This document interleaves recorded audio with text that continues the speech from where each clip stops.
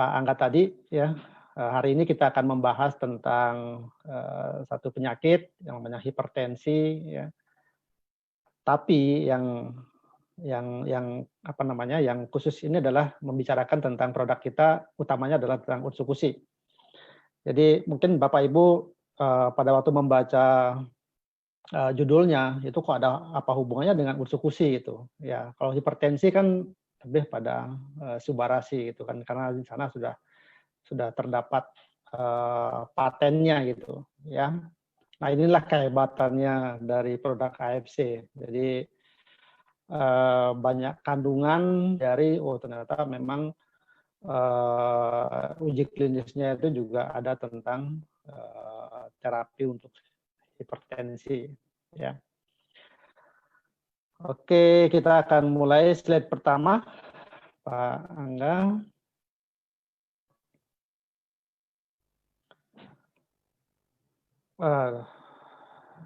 Ya, ini agak apa namanya? Oke, slide-nya agak terpotong. Ya, hipertensi ini sering disebut sebagai the silent killer ya. Silent killer itu ya pembunuh yang tersembunyi itu. Ya, oleh karena apa? Karena seringkali pasien tanpa keluhan ya, kemudian tiba-tiba dirinya sudah mendapatkan dan sudah mulai ada penyakit-penyakit penyulitnya ataukah terjadi komplikasi. Nah, tidak jarang kita mendengar di keluarga kita mendapati ada keluarga ataukah masyarakat di tetangga kita tiba-tiba menderita stroke misalnya, atau kena serangan jantung. Padahal sehari-harinya disampaikan kehidupannya normal-normal saja, tidak ada keluhan dan lain sebagainya. Nah, ini yang kita sebut, dikatakan bahwa hipertensi itu sebagai the silent killer. Nah, saking beratnya ya penyakit dan banyaknya masyarakat di Indonesia maupun di dunia yang menderita sakit hipertensi ini, maka untuk mengenang ya, mengingatkan kepada masyarakat itu dibuatkan sebagai ada hari untuk hipertensi dunia ya, yaitu 17 Mei ya. 17 Mei. Nah, dan ini dimulai sejak tahun 2005. Jadi Bapak Ibu yang saat ini sedang ikut join di Zoom yang menderita hipertensi, ya tolong diingat bahwa dunia juga sudah membuatkan hari hipertensi ya. 17 Mei, setiap 17 Mei. Ya. Slide, Pak.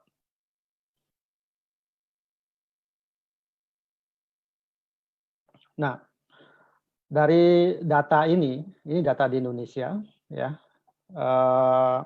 bahwa 25,8% yang ada di Indonesia itu mengalami hipertensi, ya. Hanya sepertiganya saja ya yang terdiagnosis. Bayangkan Bapak Ibu, ya, dari 25,8% penduduk di Indonesia itu yang mengalami hipertensi, hanya sepertiganya saja yang terdiagnosis. Nah, yang 2/3-nya itu tidak terdiagnosis, ya, dengan berbagai macam alasan kenapa sampai tidak terdiagnosis, ya. Nah, dan sebagian dari mereka itu menyatakan bahwa dirinya tidak menyadari, ya, tidak menyadari dirinya mengidap hipertensi, ya. Dan yang paling aneh lagi atau yang paling mengejutkan lagi bahwa dari sekian orang yang menderita hipertensi tersebut tidak banyak yang menjalani pengobatan secara rutin atau tidak ada satu obat yang dia konsumsi. Nah, ini yang sangat sangat beresiko sekali buat masyarakat ya, yang menderita hipertensi tetapi tidak aware dengan dirinya atau tidak memeriksakan diri ke pusat kesehatan masyarakat atau ke dokter dan menjalani satu kehidupan tanpa obat. Ini yang sangat kita sayangkan ya. Makanya di data ini sangat jelas bahwa ya ketidaktahuan mereka tentang dirinya mengidap satu hipertensi atau sudah terdiagnosis sebagai hipertensi, tetapi tidak mau untuk melakukan terapi, ataukah pergi ke dokter, ataukah fasilitas kesehatan, dan menjalani pengobatan secara rutin. Ya, oke. Next, Pak. Nah, ini yang tadi saya sampaikan permasalahan-permasalahan ya yang ada di permasalahan tentang penyakit hipertensi ini. Yang pertama adalah jumlah penderita ya di dunia dan di Indonesia itu sangat tinggi sekali. Ya, sangat tinggi sekali. Di dunia itu tahun 2015 WHO menyampaikan ada 1,13 miliar orang yang menyandang hipertensi. Artinya apa? 1 dari 3 orang di dunia ini terdiagnosis hipertensi. Bisa dibayangkan Bapak Ibu ya. Dan diperkirakan tahun 2025 ada 1,5 miliar orang yang menderita hipertensi. Ini permasalahan ya. Nah, yang kedua, permasalahan yang kedua adalah hipertensi ini merupakan pintu masuk untuk penyakit-penyakit lain yang menyertai. Ini. Jadi hipertensi itu dikatakan bahwa menjadi pintu masuk penyakit-penyakit lain yang menyertai. Ya, contohnya adalah penyakit jantung, ya, kemudian gagal ginjal, diabetes, stroke, dan lain sebagainya. Nah, jadi itu masalah besar, ya, masalah besar. Nah, dari sisi pembiayaan untuk terapi hipertensi itu juga sangat besar, Bapak Ibu. Ya, barangkali Bapak Ibu yang ada di sini ada yang ikut menjadi peserta JKN. Jadi saya ambil data dari BPJS, dikatakan bahwa tahun 2018 ini sudah 3 triliun rupiah yang dihabiskan oleh BPJS untuk menangani pasien hipertensi. Itu nilainya besar, ya.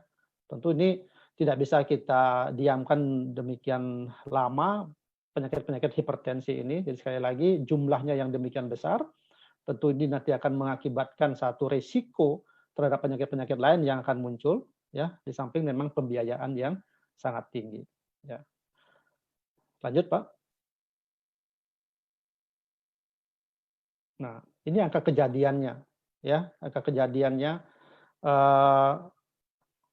53,3 juta ya kematian yang ada di dunia itu akibat dari penyakit kardiovaskuler itu sebesar 33,1%, ya. Kanker sekian persen. Jadi penyakit kardiovaskuler ini adalah penyakit yang menempati posisi yang paling tinggi ya di antara penyebab-penyebab kematian di dunia. Ya, kardiovaskuler itu bukan hanya sekedar hipertensi, tetapi ada penyakit-penyakit jantung dan pembuluh darah maksudnya. Ya, sedangkan di Indonesia juga menempati posisi yang tertinggi, ya 36,9%. Itu penyakit kardiovaskuler. Dan dari kardiovaskuler tersebut yang diakibatkan oleh hipertensi itulah 23,7%. Ini angka yang sangat besar, Bapak Ibu. Ya, jadi di Indonesia ya sekarang kita ini bahwa penyakit kardiovaskuler atau lebih khususnya ini hipertensi adalah satu penyakit yang menjadi penyebab tertinggi kematian di Indonesia. Ya, jadi inilah saatnya kita harus ketahui informasi ini dari mendapatkan informasi ini kita bisa akan melakukan satu upaya apa yang harus kita lakukan terhadap saudara kita atau diri kita sendiri, saudara kita, ya keluarga kita atau orang lain yang kita ketahui menderita hipertensi, maka kita wajibkan mereka untuk ayo lebih aware diri mulai dari sekarang. Itu maksudnya, ya. Lanjut, Pak. Ya. Dari riset kesehatan dasar ya, Riskesdas ya, riset kesehatan dasar tahun 2018, 63 juta lebih penduduk Indonesia itu adalah menyandang hipertensi. Nah, ini. Jadi hipertensi itu akan bertambah sesuai dengan umur ya, jadi sesuai dengan umur. Jadi umur 55 sampai 64 tahun itu penderita hipertensi yang paling tinggi, jadi 55,2%. Ya. Nah, dari prevalensi hipertensi sebesar 34,1% itu diketahui bahwa sebesar 8,8% itu terdiagnosis sebagai hipertensi. Nah, ya. Dan anehnya lagi adalah 32,3% itu tidak rutin minum obat.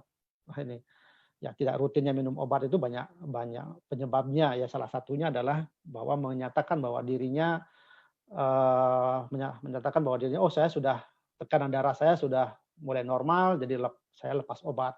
Nanti kapan mulai sakit lagi, kepala sakit lagi, baru saya minum. Itu dikatakan bahwa tidak rutin minum obat. Jadi sesuka gue gitu minum obatnya. Jadi sebenarnya itu adalah satu langkah yang tidak benar, ya. Nah, dari data ini menunjukkan bahwa sebagian besar penderita hipertensi tidak mengetahui bahwa dirinya mengidap penyakit hipertensi dan tidak mendapatkan pengobatan secara rutin. Ya, ini data dari riset kesehatan dasar tahun 2018. Ya. Lanjut, Pak. Nah, dari tadi kita membicarakan tentang demografi, ya, tentang angka morbiditas dan angka mortalitas dari hipertensi. Tapi sebenarnya hipertensi itu apa? Ya, hipertensi ini adalah nama lain dari tekanan darah tinggi. Ya, nah, tekanan darah itu adalah kekuatan yang diberikan oleh sirkulasi darah terhadap dinding arteri tubuh. Ya, ini perlu Bapak ketahui. Yang diukur itu adalah arteri tubuhnya, bukan venanya, ya. Nah, arteri tubuh. Jadi arteri itu adalah pembuluh darah utama di dalam tubuh. Nah, tekanan darah ini tergantung pada resistensi pembuluh darah, ya, dan seberapa keras jantung itu bekerja. Nah, semakin banyak darah yang dipompakan jantung dan pembuluh darahnya juga semakin sempit, arterinya semakin sempit, maka tekanan darahnya akan naik. Ya, jadi itu ada hubungannya ya Bapak Ibu. Jadi tergantung kekuatan dari jantung untuk memompakan darah, kemudian seberapa kuat resistensi dari arteri ya atau pembuluh darah utama untuk menahan dari sirkulasi darah yang dipompakan oleh jantung. Jadi kalau resistensinya tinggi itu maka akan ada potensi untuk terjadinya hipertensi. Ya. Nah, bagaimana caranya kita mengetahui hipertensi? Nah, ini yang harus kita sepakati ya, bahwa hasil tekanan darah itu harus dalam bentuk angka. Ya, jadi kita mengukur tekanan darah tidak hanya memakai raba-rabaan gitu, ya, tetapi harus memakai alat di mana alat tersebut dapat menunjukkan angka seberapa tingginya ya tekanan sistol maupun diastol. Tekanan sistol dan diastol itulah yang nampak di dalam angka pada alat yang kita pakai ya. Jadi angka pertama sistol itu mewakili tekanan dalam pembuluh darah ketika jantung berkontraksi ataukah bergerak. Ya, jadi jantung ventrikel pada saat dia memompakan darah itulah yang dicek oleh alat berupa tekanan sistol ya. Kemudian tekanan yang di bawah diastol itu mewakili tekanan di dalam pembuluh darah ketika jantung beristirahat sejenak gitu ya. Jadi antara dia kontraksi pada saat dia tidak berkontraksi itu yang diukur di dalam tekanan darahnya. Jadi makanya ada namanya tekanan darah sistol dan tekanan darah diastol ya. Nah, jadi seseorang bisa dikatakan mengalami hipertensi bila mana diukur pada 2 hari yang berbeda. Ini yang standarnya sebenarnya ya, diukur pada 2 hari yang berbeda. Pembacaan tekanan darah sistol pada kedua hari tersebut itu lebih besar dari 140 mg Hg dan atau pembacaan tekanan diastolnya pada hari kedua adalah lebih besar dari 90 mm Hg. Ya, ini nanti kita akan jelaskan pembagian-pembagian bagaimana nilai-nilai yang didapatkan bila mana kita mengukur tekanan darah. Ya. Lanjut Pak. Bapak Ibu, ini faktor risiko terjadinya hipertensi. Ya. Jadi seperti tadi dalam data Riskesdas bahwa angka hipertensi atau usia itu sangat dipengaruhi atau sangat mempengaruhi kejadian hipertensi. Ya. Nah, jadi risiko peningkatan hipertensi itu terjadi pada orang yang berusia di atas dari 65 tahun, ya, banyak mengkonsumsi garam, ya. Pengertian garam di sini bukan garamnya, ya, tetapi ada bahan makanan yang di dalamnya itu banyak kandungan garam, itu maksudnya, ya. Kemudian kelebihan berat badan, obesitas, ya, memiliki riwayat keluarga yang juga ada hipertensi, ya, kurang makan buah dan sayur, jarang juga berolahraga, ya. Minum kopi ini maksudnya kopi yang berlebihan, ya, bukan saya juga sering minum kopi, ya, maksudnya yang meminum kopi dalam jumlah yang berlebih, ya. Kemudian terlalu banyak juga mengkonsumsi minuman keras. Nah, satu hal yang tidak kita bisa lupakan, faktor risikonya adalah stres oksidatif, ya, namanya. Jadi sengaja saya taruh paling bawah, ya, karena ini nanti akan berhubungan dengan terapi dalam usus kusi itu tentang stres oksidatif. Nanti saya akan jelaskan bagaimana hubungannya antara stres oksidatif dengan hipertensi dan terapinya, gitu, ya. Lanjut, Pak. Nah, ada penyebab hipertensi, ya. Ada dua jenis tekanan darah tinggi, ya. Ada tekanan darah hipertensi primer dan hipertensi sekunder, ya. Hipertensi primer itu ini yang paling banyak, ya, yang paling banyak diderita oleh masyarakat, ya, karena penyebab tekanan darah ini seringkali tidak diketahui. Jadi tiba-tiba dia mengidap satu penyakit hipertensi. Jadi tidak diketahui apa yang menjadi penyebabnya. Jadi sangat berbeda dengan hipertensi sekunder. Kalau hipertensi sekunder itu memang pada tubuh pasien itu sudah mengidap suatu penyakit yang nantinya penyakit tersebut akan menyebabkan hipertensi secara langsung. Jadi itu maksudnya, ya. Nah, misalnya ada obstruktif sleep apnea, ya. Jadi pada gangguan tidur, ya, kemudian masalah ginjal, tumor pada kelenjar adrenal, ya, masalah tiroid dan lain sebagainya, termasuk ada penggunaan obat-obatan juga, ya, dan obat-obatan yang terlarang. Ini sudah menjadi satu temuan bahwa bila mana ada satu kondisi yang seperti ini yang dialami oleh seseorang, itu dipastikan akan mengidap satu penyakit. Jadi sangat berbeda dengan hipertensi primer, ya. Kalau hipertensi primer itu penyebabnya memang tidak diketahui, dan inilah yang sebagian besar diderita oleh masyarakat. Next, Pak. Nah, gejala hipertensi ini seperti apa, ya?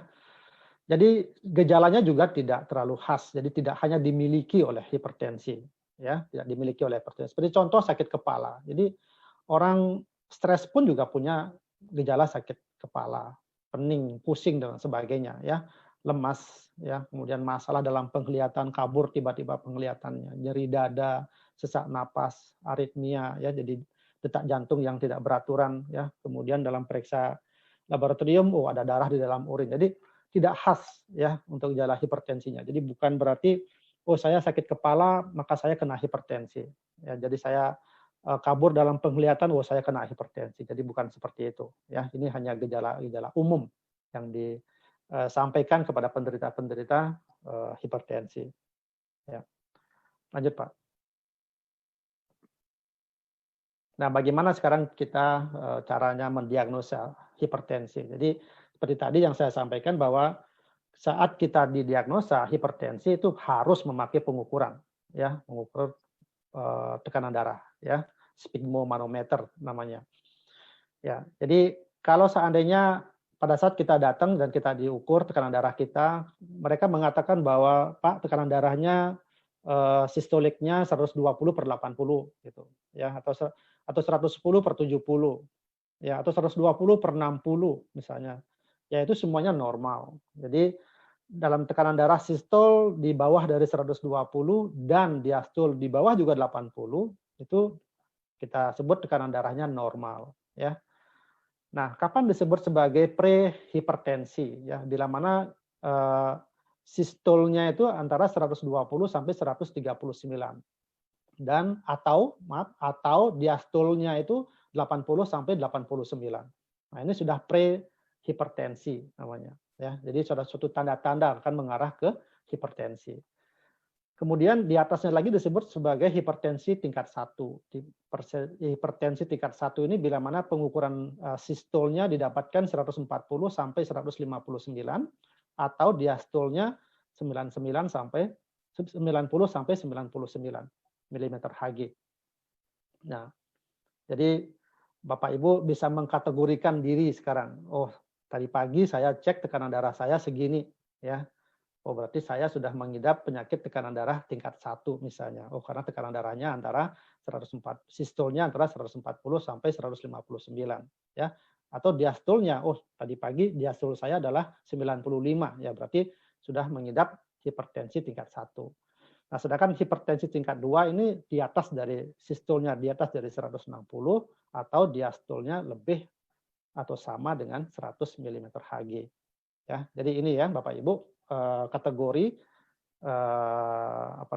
tekanan darah orang pada dewasa. Jadi ini pembagian, salah satu pembagiannya ya. Oke, lanjut Pak.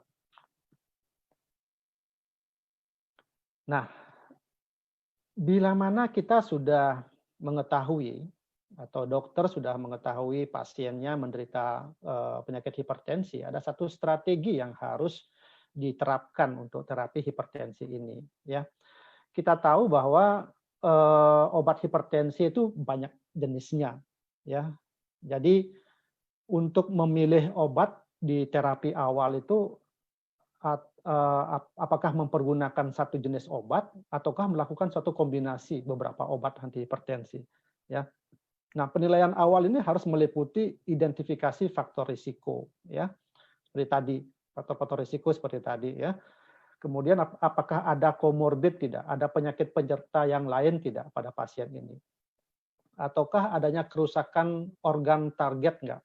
Ya, jadi ini merupakan satu peranan penting dalam pemilihan obat anti hipertensi. Jadi tidak jarang keluarga kita ataukah Bapak Ibu yang sedang menderita hipertensi diberikan satu macam obat.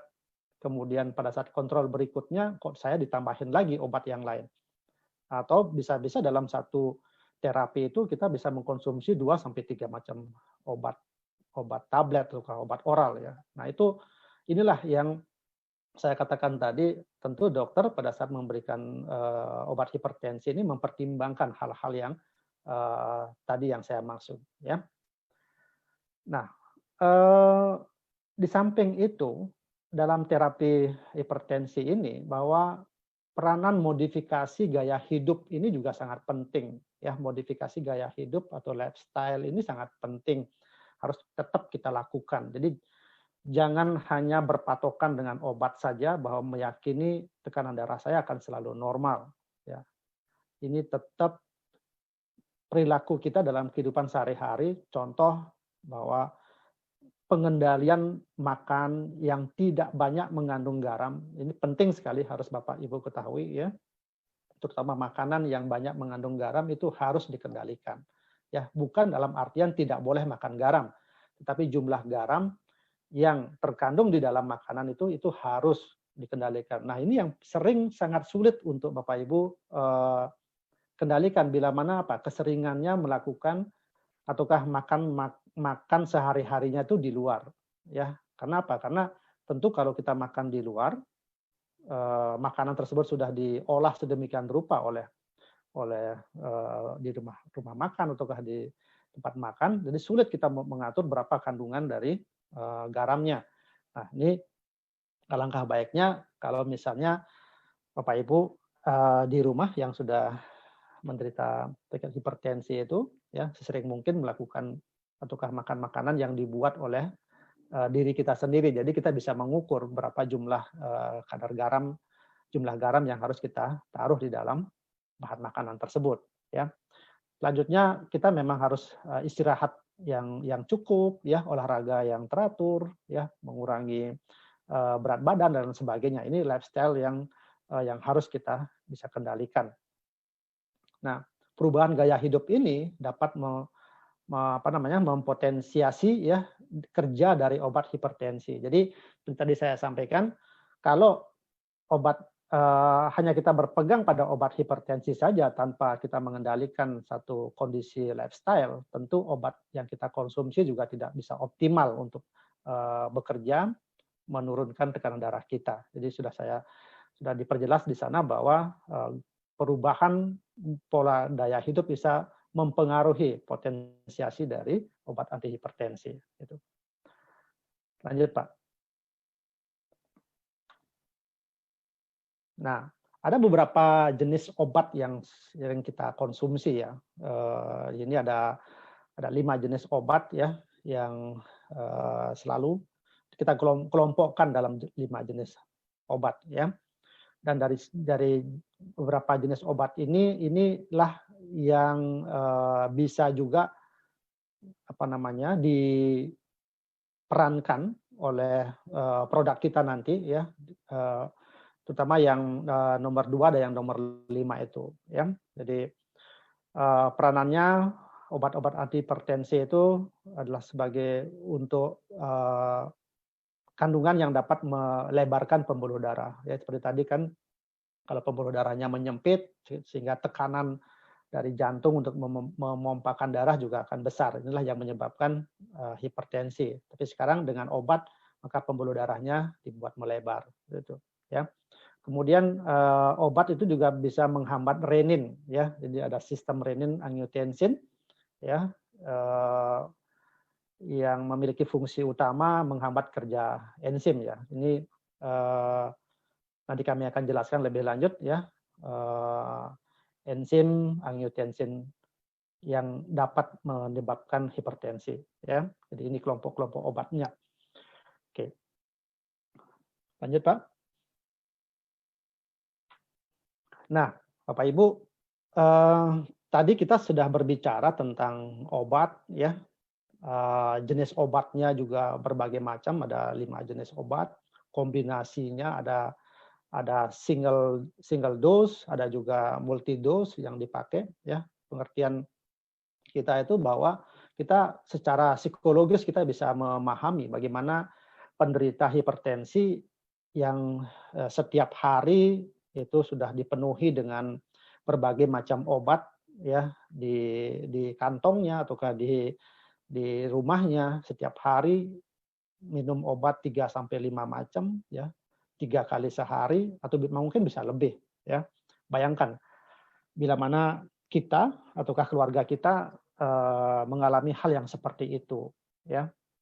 Nah, maksud dari pertemuan kita ini menyampaikan kepada Bapak Ibu bahwa sekarang ini kan kita memiliki 2 jenis produk AFC yang saat ini ya. Di awal kami sudah menyampaikan bahwa SOP Subarasi ini yang kita kenal memang memiliki paten untuk menurunkan hipertensi ya. Satu patennya menurunkan hipertensi dengan kandungan sarden peptide-nya tersebut. Tapi ternyata setelah kita gali lagi dan kita cari lagi, Utsukushi ini juga memiliki peranan antihipertensi di dalamnya ya. Jadi kita akan coba bahas ya untuk pertemuan ini adalah bagaimana peranan dari Utsukushi dalam rangka untuk menurunkan tekanan darah atau hipertensi. Oke, slide Pak. Nah, Bapak Ibu, kita ketahui dalam Utsukushi itu ada 9 kandungan utama ya, ada 9 kandungan utama. Nah, yang memiliki peranan untuk penurunan tekanan darah ini ada 4 ya. Jadi yang pertama itu adalah Takara kombu fucoidan ya. Kemudian ada probiotik, dalam hal ini adalah laktat aksid bakteri ya.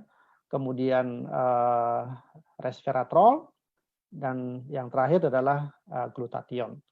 Jadi ini 4 ingredient yang terkandung di dalam Utsukushi yang kalau kita bahas lagi, mereka memiliki peranan untuk memiliki peranan penting untuk juga menurunkan tekanan darah. Ya, nanti kita akan bahas satu persatu. Baik, selanjutnya Pak.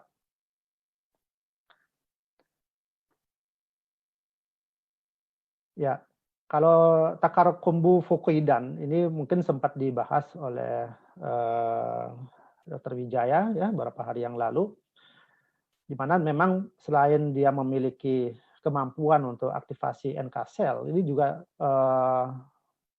Takara Kombu Fukuidan ini juga memiliki manfaat membantu tingkat keenceran dari darah ya.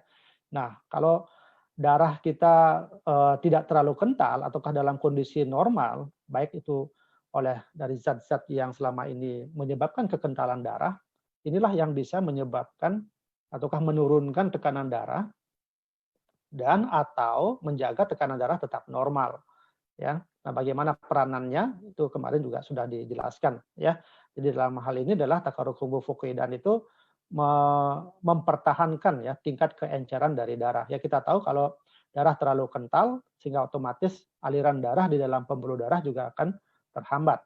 Nah, apa yang terjadi kalau dia melambat, maka tahanan dari tekanan arteri itu juga pasti akan berat ya, pasti akan tinggi sehingga pembuluh darah atau ventrikel jantung pasti akan lebih berat untuk memompakan darah menuju ke seluruh bagian tubuh. Inilah yang menyebabkan maka terjadinya hipertensi gitu ya. Oke, ini tentang peranan dari Takara Kombu Fukuidan. Oke, lanjut Pak. Nah, yang kedua kita kenal namanya resveratrol ya. Resveratrol seperti dalam slide ini ada beberapa manfaatnya ya, meningkatkan daya tahan tubuh, ada menurunkan tekanan darah, mengendalikan kolesterol ya dan lain-lainnya. Yang kita lebih pentingkan di sini adalah menurunkan tekanan darah. Jadi memang benar ya, resveratrol ini yang terkandung salah satunya terkandung di dalam anggur ya. Memang kita ketahui bahwa kandungan anggur banyak sekali, yang paling tinggi mengandung resveratrol. Nah ini yang kita akan kita akan bahas bagaimana cara kerja dari resveratrol ini dalam menurunkan tekanan darah. Ya. Lanjut Pak. Ya. Apa itu resveratrol? Ya, resveratrol ini adalah senyawa tumbuhan golongan polifenol ya, yang memiliki efek antioksidan. Nah ini. Jadi sebagai antioksidan, resveratrol itu dapat melindungi sel-sel dari aktivitas radikal bebas. Ya, jadi ini peranannya, dan inilah yang diteliti ya oleh peneliti yang mengatakan bahwa resveratrol ini sebagai memiliki kemampuan untuk sebagai antioksidan. Antioksidan inilah yang nanti berhubungan dengan menurunkan aktivitas radikal bebas. Ya kita tahu bahwa radikal bebas itu nanti akan menjadi pencetus juga terjadinya hipertensi. Jadi seperti itu ya. Nanti kita akan ada slide berikutnya Pak. Ada satu jurnal ya yang menunjukkan bagaimana peranan dari resveratrol tersebut ya. Next Pak. Ya ini ada satu jurnal di dalam penelitiannya ini ya, resveratrol itu dalam hal ini ada satu komponen formulanya yang namanya Evelor ya. Evelor itu satu formula yang sangat kecil yang kita dapatkan, yang diekstrak dari resveratrol ini ya. Mereka melakukan penelitian selama 2 tahun ya, dan mengamati bagaimana perubahan dari pasien-pasien yang memiliki hipertensi, dan ternyata didapatkan bahwa resveratrol ini ataukah Evelor ini mampu untuk mengurangi tekanan darah ya ke level yang normal. Jadi cukup mampu mengurangi tekanan darah ke level yang normal ya, tanpa ada tambahan obat antihipertensi. Jadi seperti itu. Jadi pada penelitian ini ada 2 kelompok pasien ya, ada pasien yang diberikan obat antihipertensi, itu juga diamati bagaimana penurunan tekanan darahnya, dan ada pasien yang diberikan resveratrol ya, pasien hipertensi diberikan resveratrol juga, kemudian diamati bagaimana penurunan tekanan darahnya, dan ternyata sama ya, ternyata sama memiliki kemampuan. Jadi ternyata bahwa Evelor yang terkandung di dalam resveratrol tersebut memiliki kemampuan untuk menurunkan tekanan darah ke level yang normal. Itu ya. Oke, lanjut Pak. Jadi sudah ada dua produk, dua ingredient. Nah, yang ketiga ini adalah bagaimana manfaat dari glutathione. Ya, glutathione ini kita kenal sebagai rajanya antioksidan. Ya, jadi rajanya antioksidan, kemudian menurunkan risiko terpapar radikal bebas. Nah, jadi dua manfaat yang terkandung dalam glutathione inilah yang nanti berhubungan dengan stres oksidatif. Seperti tadi saya bilang, bahwa stres oksidatif salah satu faktor risiko yang terjadinya hipertensi. Nah, stres oksidatif itu apa pengertiannya? Jadi suatu keadaan di mana jumlah radikal bebas di dalam tubuh itu melebihi kapasitas tubuh untuk menetralkannya. Jadi terlalu banyak radikal bebas yang masuk ke dalam tubuh. Ya, radikal bebas itu apa? Ya, radikal bebas itu adalah suatu atom, ya, satu atom yang kehilangan elektron. Ya, satu atom yang tersusun di dalam sel itu yang kehilangan salah satu elektronnya, sehingga terjadi ketidakseimbangan elektron. Nah, ketidakseimbangan inilah yang mengakibatkan sel tersebut tidak menjadi sel yang normal, tetapi dia memiliki fungsi yang lain. Terlalu banyaknya sel yang sedemikian itu mengakibatkan kondisi yang tidak bagus buat organ tersebut. Jadi inilah yang terjadi bila mana kita terlalu lebih memiliki satu kondisi radikal bebas, maka dalam kondisi yang seperti ini kita disampaikan bahwa mengalami stres oksidatif. Jadi bila mana terjadi stres oksidatif, ya inilah yang menjadi penyebab utama. Salah satunya adalah penyakit jantung, ya, di samping dengan penyakit-penyakit yang lain. Ya, jadi sudah merupakan suatu penelitian dan ada literatur medisnya yang mengatakan bahwa stres oksidatif penyebab utama terjadinya penyakit jantung. Ya, nah, dari penelitian ini dikatakan bahwa dengan pemberian antioksidan, ya, dan pemberian antioksidan itu dapat mengurangi stres oksidatif atau dapat mencegah terjadinya stres oksidatif. Nah, ini jadi pola pikirnya dari peneliti ini mengatakan bahwa kalau pasien diberikan glutathione, di mana glutathione itu adalah rajanya antioksidan, ya, maka stres oksidatif itu dapat dicegah atau stres oksidatif dapat dikurangi, ya, masuk ke dalam tubuh. Dengan adanya pencegahan dan pengurangan stres oksidatif, ya, maka kondisi penyakit jantung akan dalam hal ini adalah hipertensi akan semakin lama akan semakin membaik. Itu dari kita sampaikan di dalam uji atau ke dalam jurnalnya. Sebentar kita akan lihat. Next, Pak. Nah, ini. Oke, yang keempat ini adalah bagaimana peranan probiotik dalam hubungannya dengan hipertensi, ya.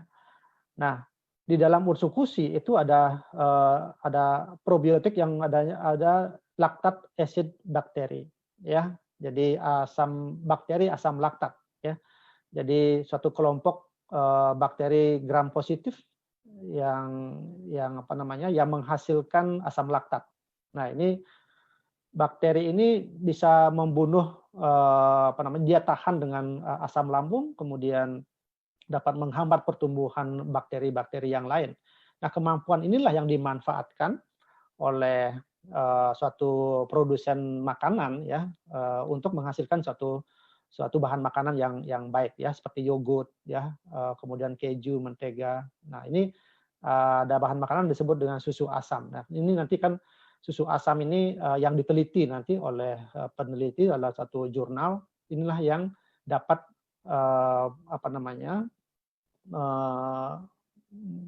menurunkan tekanan darah. Jadi bakteri asam laktat yang terdapat dalam satu bahan makanan itu membantu satu proses atau mengeluarkan suatu proses enzim di mana enzim tersebut nanti yang akan bisa berperanan untuk membantu bagaimana tubuh menurunkan tekanan darah melalui satu proses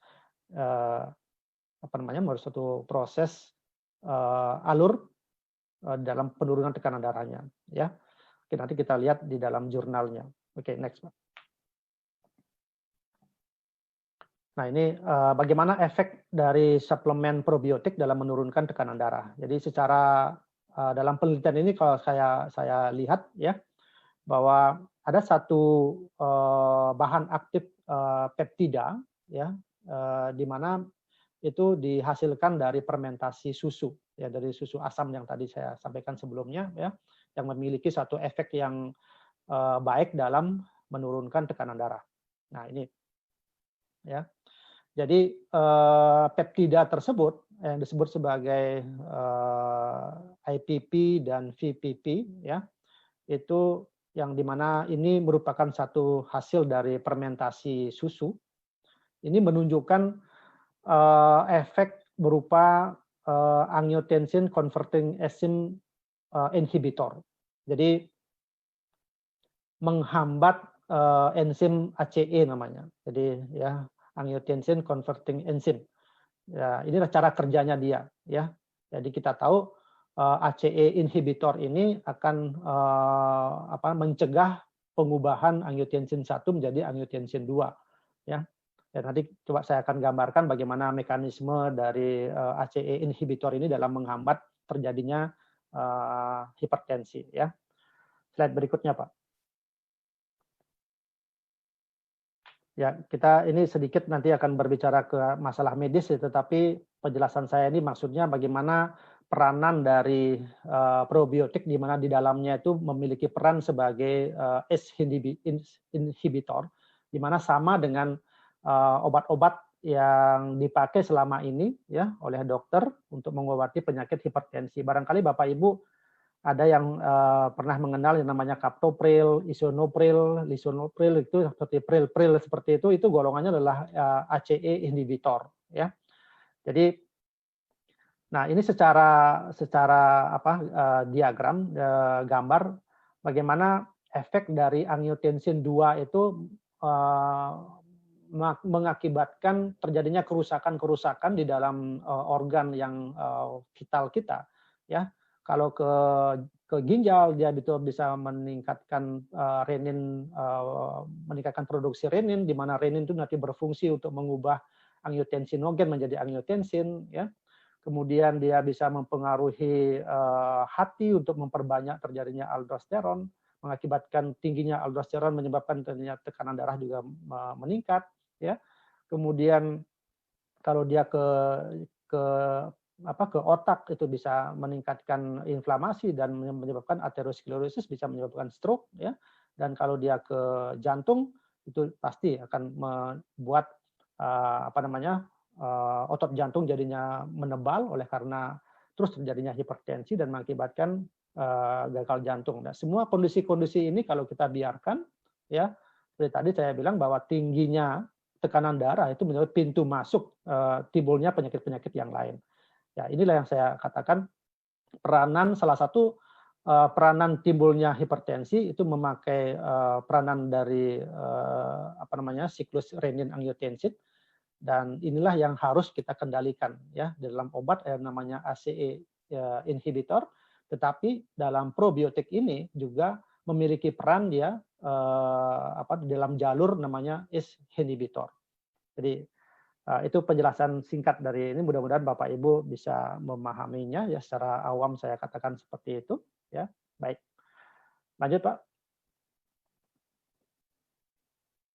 Nah, ini penjelasan ulang lagi ya mengenai cara kerja dari probiotik ya. Jadi cara kerjanya kalau ACE inhibitor yang tadi itu ya, kalau ACE inhibitor itu mengakibatkan kalau dia diberikan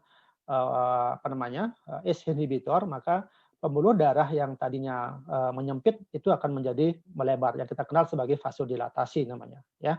Jadi kalau kita lihat ini ada di dalam gambar ya, dengan pemberian probiotik itu ada menyebabkan penampang dari pembuluh darah itu agak melebar, sehingga tekanan darah secara otomatis dia akan lebih turun dari yang sebelumnya itu ya. Bahwa memang benar pemberian probiotik ya dalam hal ini ada dalam usukusi itu bisa memperbaiki cardiovascular disease ya, penyakit-penyakit kardiovaskuler. Jadi Demikian banyaknya peranan dari kandungan yang ada dalam usukusi ini. Ya, lanjut Pak. Nah, yang produk kita yang kedua ya, mungkin saya tidak akan banyak membahas masalah ini karena sudah sering kita bahas sebelumnya ya, bahwa SOP-Subarasi karena dia memiliki kandungan sarden peptide ya, itu memang secara paten sudah memiliki kemampuan untuk menurunkan tekanan darah ya. Lanjut Pak.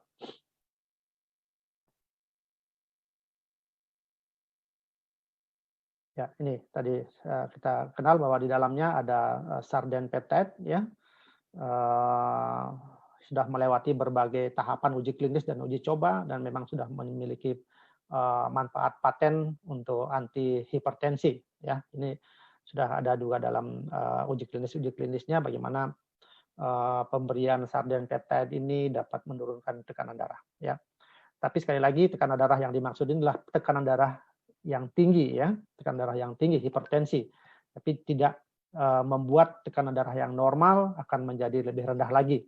Itu sudah ada declare dari perusahaan, dari peneliti bahwa mengatakan bahwa ini hanya berfungsi atau bermanfaat penurunan tekanan darahnya terjadi pada orang yang sedang mengalami hipertensi. Jadi jangan khawatir Bapak Ibu yang saat ini memiliki tekanan darah normal ataukah rendah akan menjadi lebih rendah lagi, tidak demikian ya. Tubuh kita sudah demikian demikian indahnya, demikian mampunya untuk menjaga keseimbangan di dalam tubuh kita ya.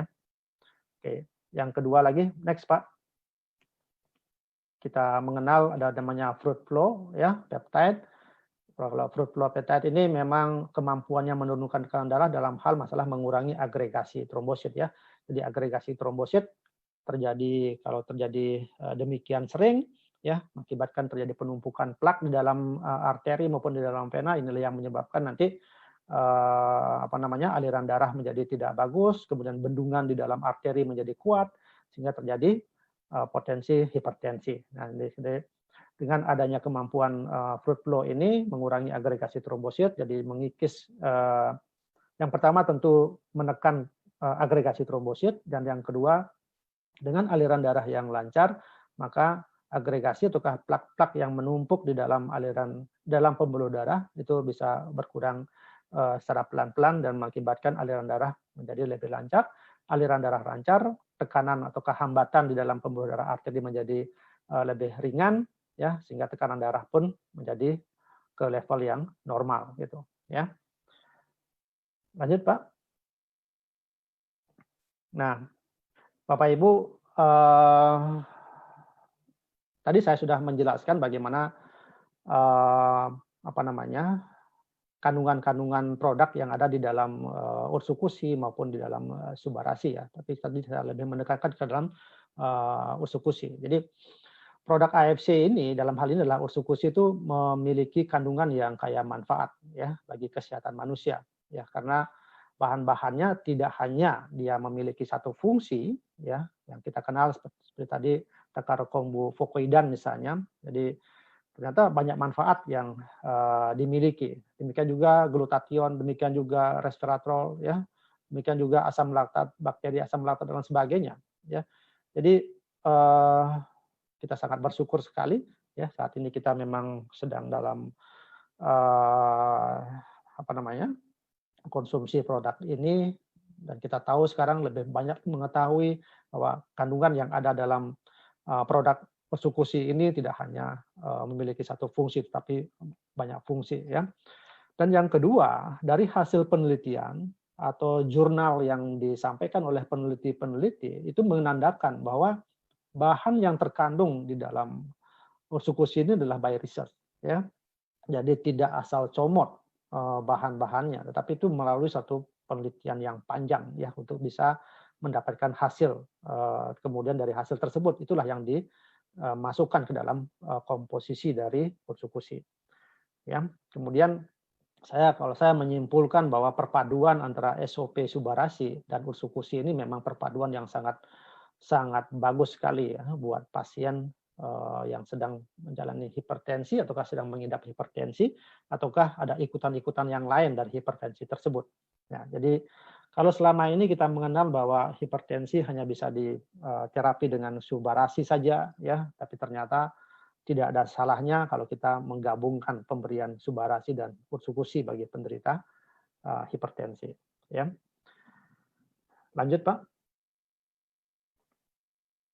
Nah ini hal-hal yang perlu kita ketahui itu saran-saran dari saya. Ya, kita tahu bahwa kalau orang menderita hipertensi itu obat, kalau dia sedang mengkonsumsi obat maka lakukanlah seumur hidup untuk mengatur tekanan darah. Ini kata kuncinya dari Bapak Ibu ya, bukan berarti kalau kita tekanan darahnya sudah mulai normal maka obat bisa kita simpan, nanti kapan lagi naik baru kita minum. Itu cara yang salah ya. Nah, kemudian jika tekanan darah sudah mulai terkendali ya melalui perubahan gaya hidup ya, penurunan dosis ataukah konsumsinya itu bisa dipertimbangkan untuk dihentikan ya. Sekali lagi tentu penghentian ataukah pengurangan dosis ini tentu harus melalui suatu pengukuran ya secara atau pengamatan secara seksama dan teliti demikian lama kapan dosis obat tersebut harus disesuaikan, apakah diturunkan ataukah dikurangi, itu biarkan dokter yang mengatur ataukah yang mengelolanya ya. Dosis yang sudah ditentukan merupakan hal yang penting ya untuk diperhatikan karena takarannya disesuaikan dengan tingkat tekanan darah. Ya, sekali lagi Bapak Ibu, kita mengatur dosis itu harus by data. Ya, bukan dengan perasaan, ya, bukan dengan kondisi fisik yang kita alami. Jadi tadi saya bilang seringkali kalau saya lagi pusing maka tekanan darah saya pasti naik. Ya, tanpa melalui pemeriksaan tekanan darah kita akan tidak tahu apakah benar tekanan darah kita naik ataukah apakah naik ataukah tidak. Nah, itu. Jadi dosis harus disesuaikan dengan tekanan darah. Nah, selain itu obat yang diberikan juga harus diperhatikan apa saja dampak dan efek samping yang muncul ya bagi penderita yang sedang mengidap hipertensi. Ya, jadi seringkali ada obat-obatan hipertensi yang menyebabkan contoh ini golongan ACE inhibitor seperti tadi, misalnya captopril, seringkali pasien mengeluh batuk misalnya ya. Jadi dia sedang mengkonsumsi captopril misalnya ya, kemudian ada disertai dengan batuk, efek sampingnya batuk ya. Tentu obat captopril harus dipertimbangkan untuk diganti dengan obatan yang lain. Jadi karena memang captopril itu salah satu efek sampingnya adalah menyebabkan batuk ya. Nah, pada saat sedang juga mengkonsumsi obat, Bapak Ibu sedang juga mengkonsumsi subarasi ataukah ursukusi ya. Ini banyak sekali pertanyaan-pertanyaan. Bagaimana caranya, Dok? Saya sedang mengkonsumsi obat hipertensi tapi sekarang ini saya mengkonsumsi subarasi ataukah ursukusi ya. Saya katakan untuk obat tetap dilanjutin ya. Obat-obatan yang diberikan oleh dokter itu tetap dilanjutkan, jadi jangan kepedean gitu ya. Walaupun tadi saya sudah sampaikan bahwa produk subarasi dengan ursukusi ini mampu untuk menurunkan tekanan darah. Ya, tapi itu butuh proses Bapak Ibu. Jadi selama konsumsi ini obat yang diberikan oleh dokter tetap diberikan ya. Kemudian mengenai jumlah dan dosis itu biarkan dokter yang mengelolanya. Jadi Bapak Ibu tetap kontrol ke dokter secara rutin ya, nanti di sana beliau akan menilai perkembangan setiap kali ya, apakah setiap bulan, 2 minggu sekali dan sebagainya. Nanti di sana beliau akan menilai kapan obatnya harus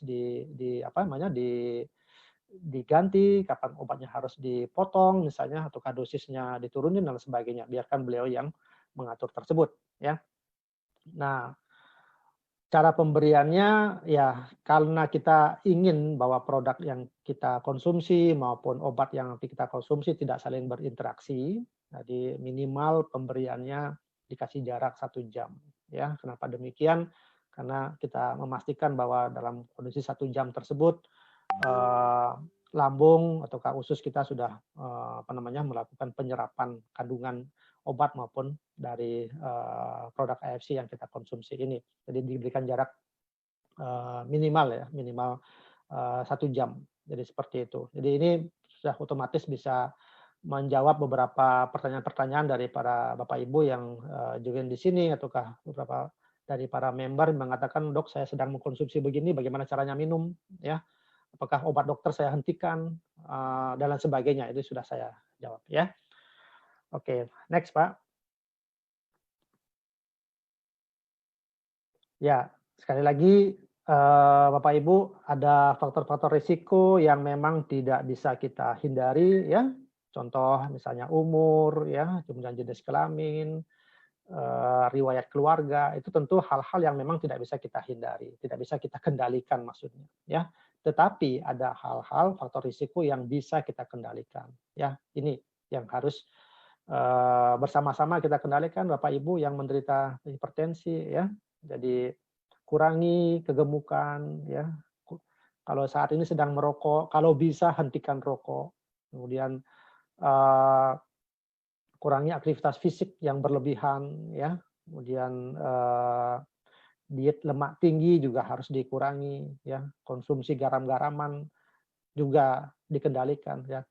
Hal-hal yang tadi berupa lifestyle yang tidak bagus ya, minum alkohol, merokok dan sebagainya itu tolong kita memang harus kendalikan. Jadi perpaduan antara lifestyle dengan terapi obat atau terapi produk makanan kesehatan yang kita ini akan memberikan perbaikan buat diri kita ya.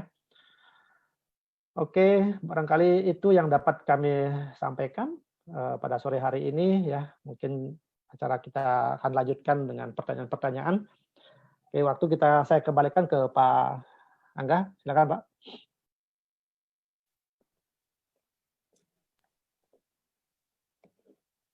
Iya dok, oke, thank you dokter.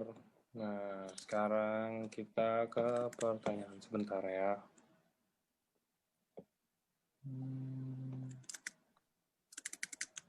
Oke.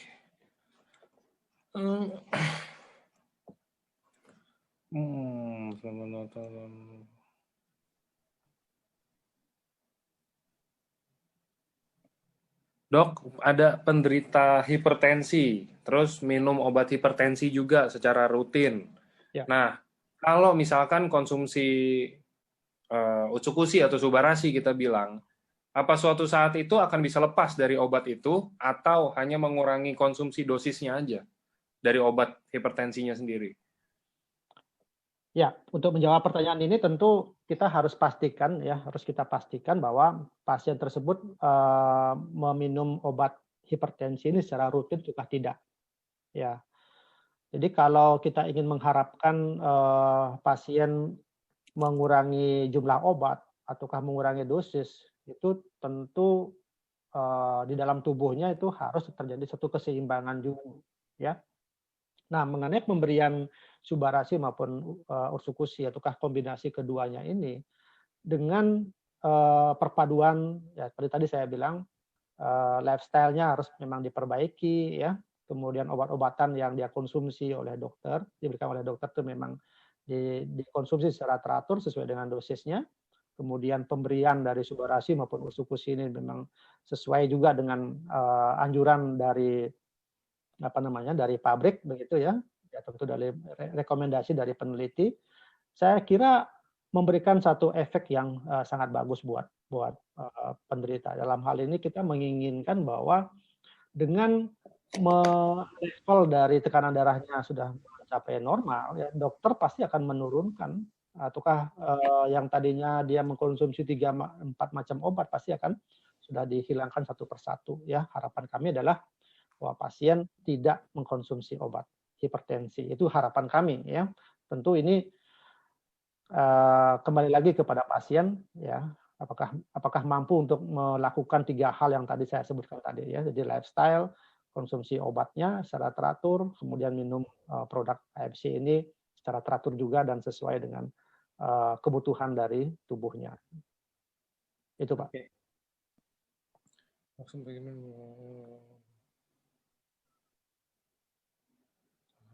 Apakah Dok, kalau darah kental itu, ya, apakah bisa meningkatkan risiko kena hipertensi atau enggak? Malah atau ya, udah darah kental udah nggak ada apa-apa?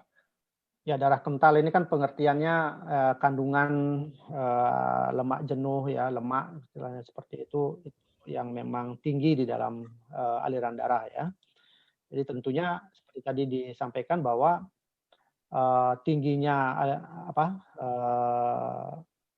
lemak gitu ya, tingginya lemak atau komponen-komponen darah yang lain yang menyebabkan dia lebih mengental itu menimbulkan potensi penumpukan kerak-kerak di dalam pembuluh darah ya.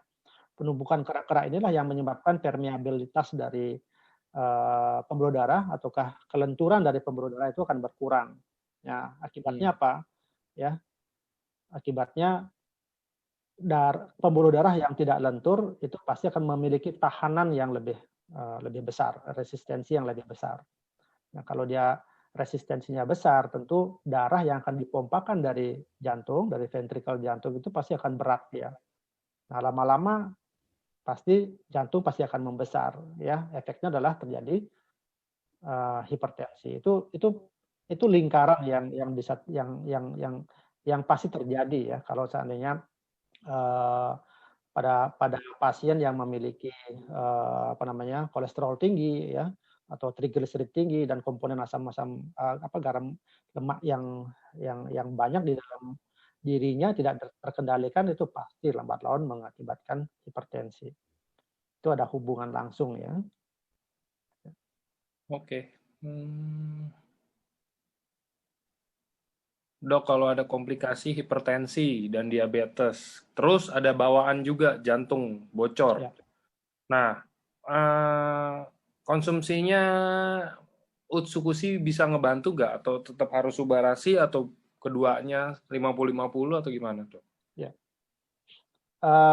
Seperti tadi saya bilang, kombinasi dari Subarasi dan Utsukushi ini itu sangat komplit ya, sangat komplit. Artinya kalau kita menginginkan efek dari hipertensinya, itu kedua-duanya punya kemampuan untuk membantu menurunkan tekanan darah.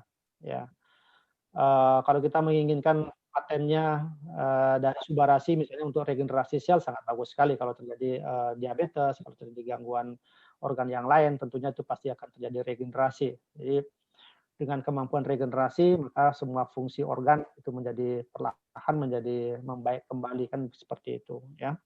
Jadi saran saya kalau dengan kondisi yang seperti begini, kalau memang mampu untuk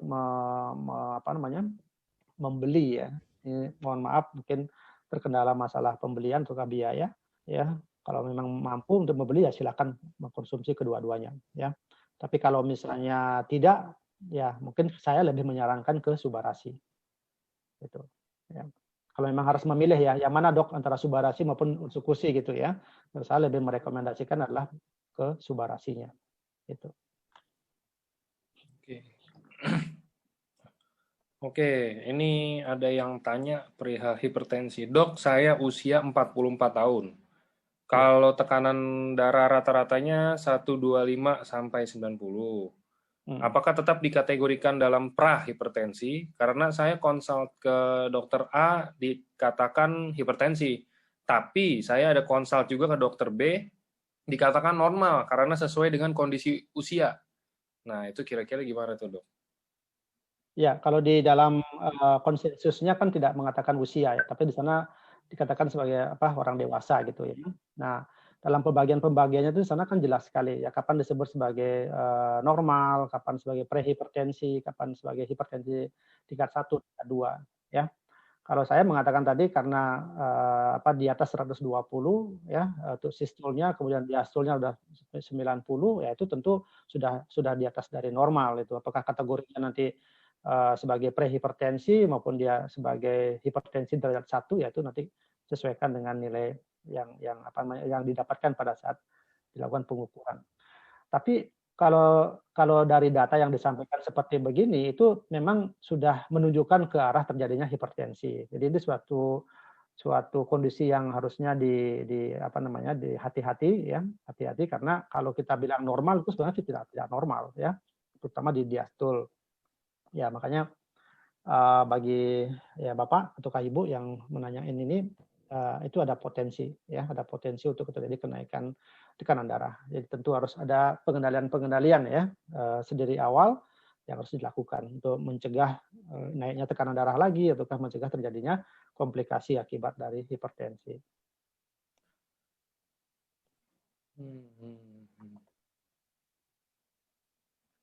Dokter apa? Mana?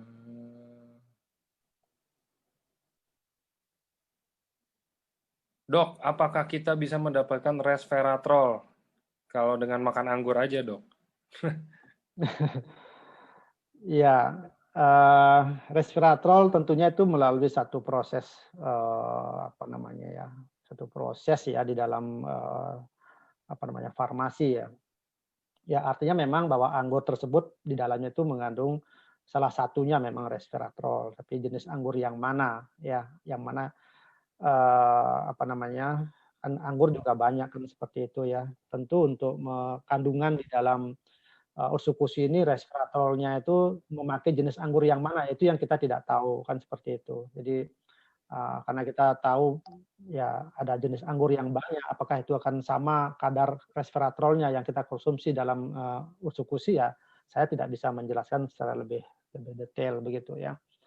Tapi kan sekarang ini kita dalam komunitas di AFC kita sudah mengenal bahwa oh ternyata resveratrol yang terdapat di dalam ursikusi itu memang mampu untuk memiliki manfaat yang demikian banyak juga, salah satunya untuk hipertensi ya.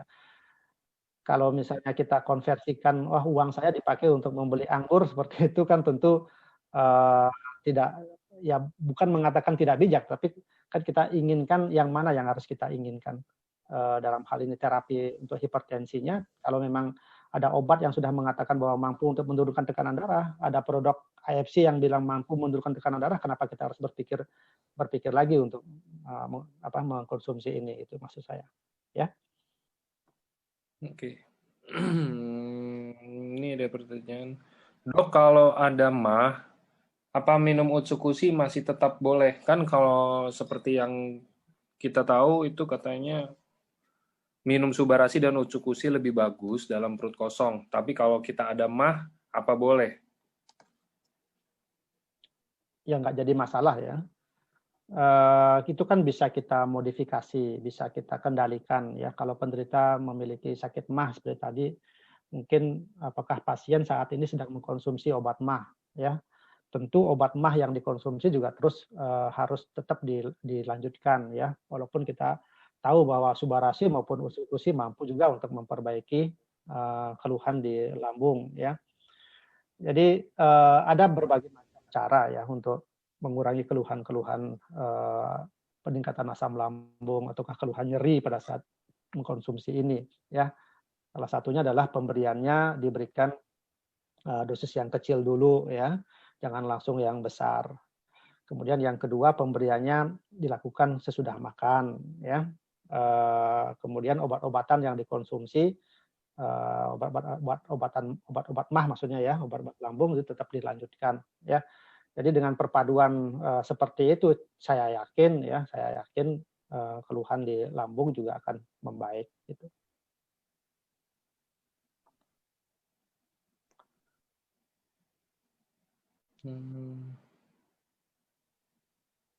Nah, ini ada yang pertanyaan general, tapi ya ini mungkin ya sebenarnya harus dijawab juga sih. Takutnya ntar orang jadi misleading untuk yang bagian pengertiannya. Dok, konsumsi obat hipertensi jika dikombinasi kita ada konsumsi juga Subarashi. Terus efeknya multiple nggak sih dok? Jadi ntar darahnya dari yang normal kita konsumsi Subarashi juga, terus nanti tiba-tiba jadi encer banget, jadi malah bermasalah atau malah enggak, atau misalkan kalau kita misalkan tekanan darahnya normal tapi kita konsumsi Subarashi, apakah ntar tekanan darahnya jadi nggak normal dok? Nah. Ya ini memang banyak ditanyakan sama pasien maupun member ya yang memiliki pasien barangkali.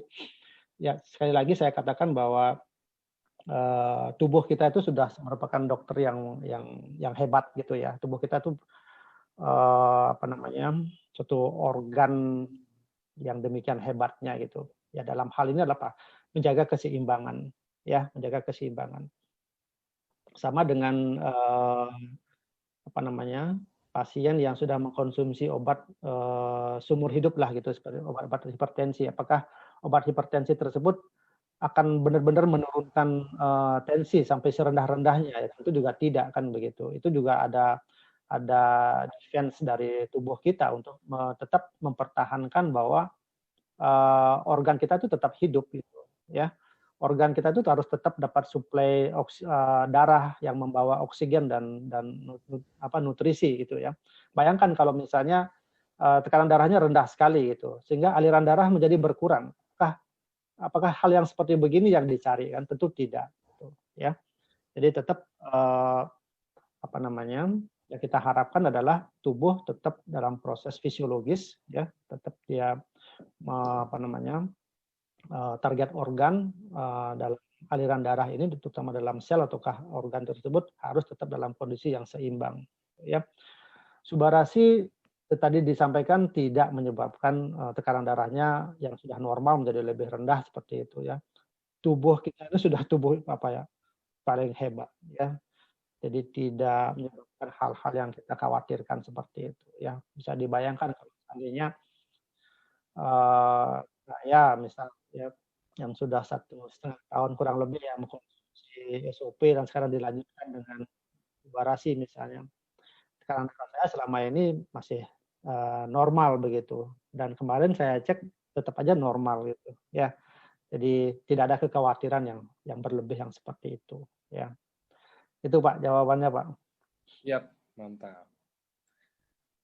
Terus sama ini Dok, ada pertanyaan, banyak sih sebenarnya, ada beberapa pertanyaan tuh yang nanya gini, kayak kok saya ya dari 3 bulan konsumsi Utsukushi atau Subarasi, terus di bulan pertamanya ini nggak apa-apa, di bulan keduanya ini nggak apa-apa, tiba-tiba kenapa di bulan ketiganya ini misalkan saya jadi ruam-ruam, atau saya jadi batuk-batuk misalkan, atau saya jadi masuk rumah sakit atau apa kayak gitu. Kalau dari saya, mungkin ini Dokter Buana bisa bantuin juga ya Dok, jelasinnya ya Dok. Mungkin kalau kayak begitu kan gini, nggak ada yang tahu teman-teman, maksudnya dibilang bukan salahin produknya juga, ya emang sebenarnya bukan produk yang salah, kan bisa aja mungkin bulan pertama, bulan kedua kita tidur cukup, makan sehat, ntar tiba-tiba di bulan ketiga kita setiap hari makan junk food, contoh. Terus kita di bulan ketiga kita makan mie instan setiap hari, sehari 2 kali atau 3 kali kita bilang, dan kita nggak ada olahraga, contohnya. Ya, itu juga bisa menjadi satu faktor yang bisa bikin kenapa kalian semua ini di bulan ketiga ini malah jadi kenapa-napa, mungkin bisa gitu. Nah, balik lagi kita harus cek di kitanya dulu. Jadi, satu, kita cek di kitanya dulu. Loh, kalau kayak begitu kenapa? Ini jadi produk, kalau misalkan produk bagus, maunya diklaim bagus, tapi kalau misalkan jelek, nggak mau diklaim jeleknya. Enggak, bukan gitu juga. Kita sebenarnya gini, kita kan bukan obat ya Dok ya. Jadi kalau misalkan ada sesuatu yang menuju perbaikan lah, maksudnya ada proses perbaikannya itu dipercepat apa segala macam kayak gitu, ya karena kan itu terbantu dengan kita, tapi bukan kita yang bikin. Tetap kayak misalkan selama ini semua Pak Niko, Dokter Luigi, Dokter Buana, Dokter Trevino semua bilang kita ini sifatnya bukan obat. Ini kayak saya, contoh saya darah tinggi, terus saya nggak konsumsi obat darah tinggi, tapi saya konsumsi Subarasi dan Utsukushi dong. Apa bisa sembuh? Nggak akan bisa sembuh. Karena ya ini bukan obat, balik lagi. Ini hanya penyuplai untuk makanan sehat lah kita bilangnya. Jadi betul. Ya mungkin bisa ditambahin Dok. Kira-kira gimana itu maksudnya? Kalau ada yang bilang kenapa saya udah 1 minggu di hari pertama, kedua, ketiga baik, tiba-tiba di hari keempat, wah, sorry ya, maksudnya buang air besar, berak-berak nih kita bilang, atau apa kayak gitu, itu kenapa? Kan sebenarnya harus di cross check itunya juga ya Dok ya. Iya. Ya, memang banyak juga yang menyampaikan pertanyaan-pertanyaan yang seperti itu ya. Ujung-ujungnya ya produk kita yang dipertanyakan atau produk kita yang disalahin gitu ya. Benar seperti yang tadi disampaikan sama Pak Angga ya, bahwa kita kan tidak tahu 24 jam, 7 kali 24 jam dia di rumahnya melakukan aktivitas seperti apa. Ya. Stresnya dia di rumah kan kita tidak pernah kita hitung. Dia tidak pernah menyampaikan dalam kondisi stres misalnya begitu kan ya. Sedang minum apa, sedang makan apa, kita kan tidak pernah tahu gitu. Ya. Nah ini yang ya mentang-mentang karena baru mendapatkan produk AFC gitu, apakah itu Subarashi maupun Utsukushi, jadi oh ini kemarin baru saya minum begini kok langsung jadi begini gitu ya. Tapi pada saat kondisinya baik tidak disampaikan gitu kan. Jadi hanya jelek-jelek saja yang kadang disampaikan ke kita, jadinya ya menyalahkan produk ya. Jadi ya saya kira kita sepakat dalam Bapak Ibu yang masih join di Zoom ini bahwa SOP maupun Utsukushi ini memang bukan obat ya. Jadi dia tidak dimiliki oleh target organ sendiri. Jadi ini berupa makanan kesehatan. Jadi kalau berupa makanan kesehatan ini memang sama kayak kita makan sehari-hari gitu. Cuman memang ingredient ataukah komposisi yang ada dalam produk ini memang by research. Jadi memang sudah diteliti sedemikian rupa dan manfaat-manfaatnya itu memang sudah dinikmati oleh tubuh kita, lalu kita yang mengkonsumsi. Masalahnya adalah ada kondisi-kondisi, ada yang 1 minggu memang kelihatan membaik, ada yang 1 bulan baru membaik, ada yang 6 bulan baru membaik. Tapi ini proses yang memang harus kita lewati, proses yang memang kita harus jalani, ya. Jadi beda banget kalau seandainya itu obat ya.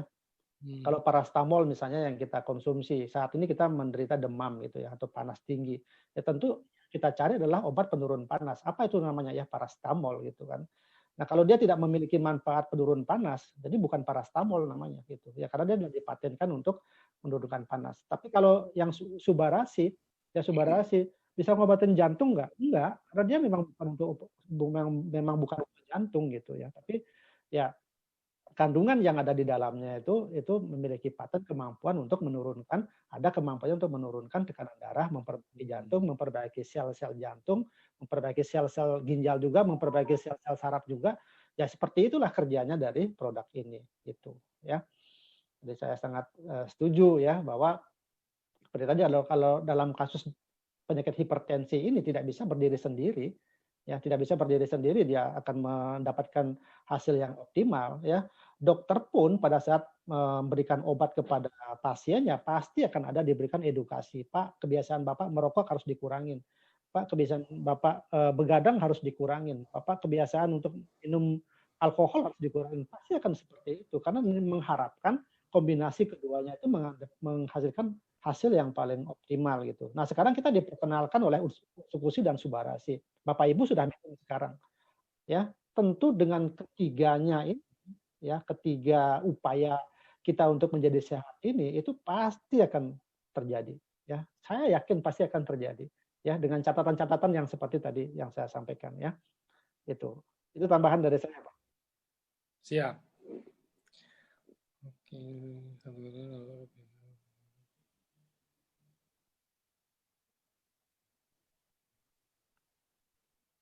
Oke, nah ini ada pertanyaan lagi. Sebentar tadi, oh iya nih. Sore dokter, hipertensi dan kolesterol adalah satu kesatuan yang dapat terjadi di dalam tubuh. Dengan penjelasan dokter yang barusan itu, yang tentang hipertensi, kemudian ada 4 kandungan di Utsukushi yang dokter jelaskan tadi, apakah serta-merta dapat membantu pasien-pasien kolesterol juga? Lalu prebiotik yang ada di dalam Utsukushi yang mampu menghambat kerja enzim yang berlebihan itu, apakah dapat membantu kendala kesehatan MAH dan apakah bisa dengan single dose? Ya, kalau saya tadi sampaikan tergantung sekarang kan begini. Kalau demikian banyak kombinasi penyakit yang ada di dalam tubuhnya ya, tentu dengan pemakaian satu produk tentu juga tidak akan bisa maksimal ya. Ya memang kalau saya katakan tadi bahwa kombinasi antara Subarashi dan Utsukushi ini satu kombinasi yang cukup bagus sekali buat menjaga kesehatan kita atau mempertahankan kesehatan kita kan ya. Tapi kalau seandainya pada saat sebelumnya kita mengenal ini Bapak Ibu sudah menderita suatu penyakit ya dan memang obatnya memang sudah ada ya, tentu terapi obat yang diberikan oleh dokter itu tetap dilanjutkan Bapak Ibu ya. Itu kata kuncinya di situ Pak. Jadi jangan istilahnya membuang obat dokter kemudian dengan gagahnya harus minum ini saja gitu ya. Kemudian kalau misalnya nanti hasilnya tidak sesuai dan nanti bahwa wah ini Subarashi dan Utsukushi ini memang tidak cocok. Ya memang sekali lagi saya katakan memang tidak sebagai obat gitu ya. Nah, lain halnya kalau Bapak Ibu sebelumnya tidak ada mengkonsumsi obat, ya sama sekali tidak mengkonsumsi obat, kemudian mengenal subarasi maupun usukusi ini dan melakukan terapi untuk sakit yang diderita ini dengan seperti begini, ya itu lain lagi halnya ya. Jadi kalau memang meyakini bahwa kandungan di dalam usukusi maupun subarasi ini mampu untuk menurunkan kolesterol, mampu untuk mencegah tekanan darah tinggi misalnya dan sebagainya, ya kenapa enggak gitu. Ya silakan, tetapi dosisnya barangkali nanti disesuaikan ya, dosis takarannya maksudnya disesuaikan dengan sudah berapa lama pasien ini menderita kolesterol misalnya, menderita hipertensi, ya umurnya berapa, berat badannya berapa dan sebagainya. Itu tentu kita harus mengetahui historinya. Kemudian yang selanjutnya lagi adalah kembali lagi ke masalah lifestyle dari pasien itu, bahwa dia juga harus merubahnya gitu ya, kembali ke lifestyle yang bagus. Kira itu sih yang untuk bisa menjawab ini. Jadi masalah single dose dan sebagainya itu nanti kita kita sesuaikan ya dengan kondisi pasien. Oke. Itu, Pak. Oke.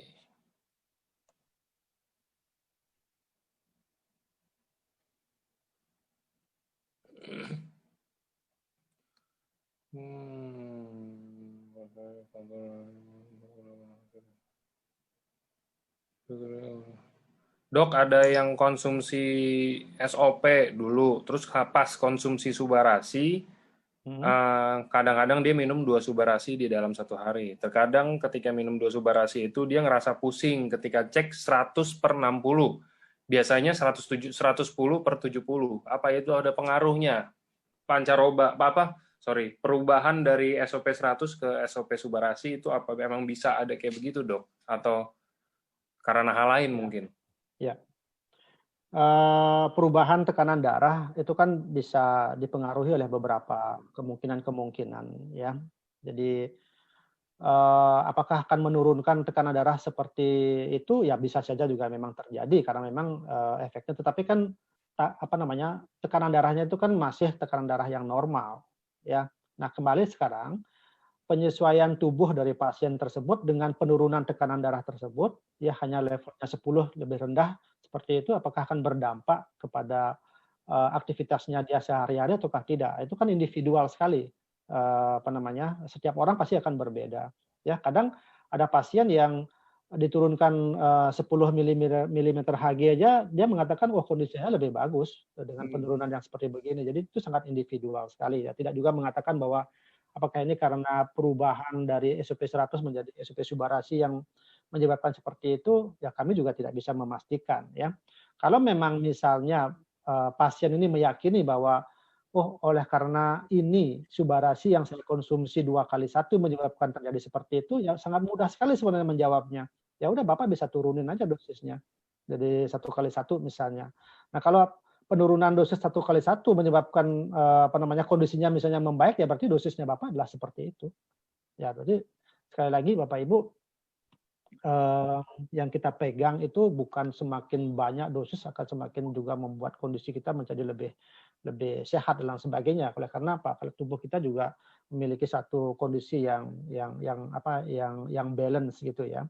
Pengobatan ini tidak ada yang kita kejar ya harus 1 tahun harus 1 bulan harus sembuh, 2 bulan harus sembuh, tidak bisa juga kita mengatur tubuh kita sedemikian ketatnya begitu ya. Jadi kita kalau menganut yang saya pakai ya, aturan yang saya pakai, yang saya pegang adalah memulainya itu dengan dosis yang kecil ya.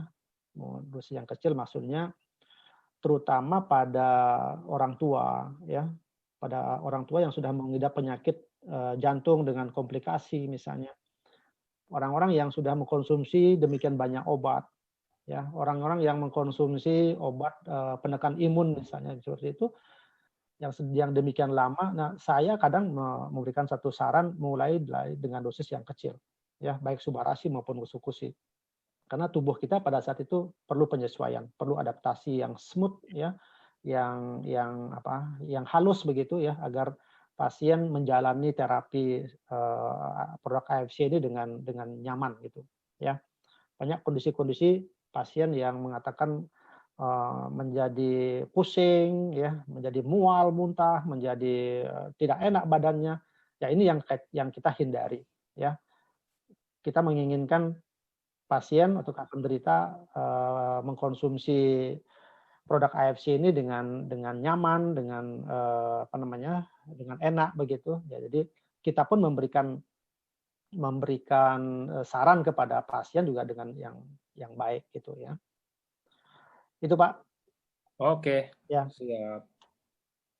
Oke Dok, saya pikir cukup untuk hari ini karena kayaknya ini udah pada keluar rata-rata semuanya. Ya. Karena mungkin ya ini masih hari libur ya, masih nuansa libur juga. Ya. Oke, kalau gitu. Tapi Terima kasih, cukup banyak Puan. juga sih, cukup banyak sih yang ikut ya di Zoom. Dokter juga mau liburan kan Dok? Katanya Dok mau naik gunung apa sih Dok kalau di Bali Dok? Naik Gunung Batur. Oh, teman-teman saya juga lagi pada ke Bali Dok. Cuman saya enggak, udahlah. Ntar ada Zoom apa. Itu tadinya kalau saya pikir ada Dokter Buana, kita Zoom di Bali Dok langsung. Iya. Sekali-sekali kita Zoom di Bali. Iya. Ya udah, thank you Dokter Buana. Terima kasih banyak Pak Angga, Bapak Ibu, terima kasih banyak ya. Semuanya teman-teman. Semoga sehat ya. Selamat Natal, tahun baru ya. Tahun baru enggak, kalau tahun baru nanti masih ketemu saya lagi Senin kayaknya. Senin besok nih masih sama saya lagi. Jadi gitu. nanti tahun barunya di hari apa ya? Hari Rabu mungkin ya. Iya hari Rabu. Oh ya. Tanggal 31 lah pokoknya nanti pokoknya saya pasti ucapin selamat tahun baru. Thank you semuanya. Happy holiday semuanya. Thank you dokter. Sama-sama Pak Angga. Selamat sore semuanya. Sore.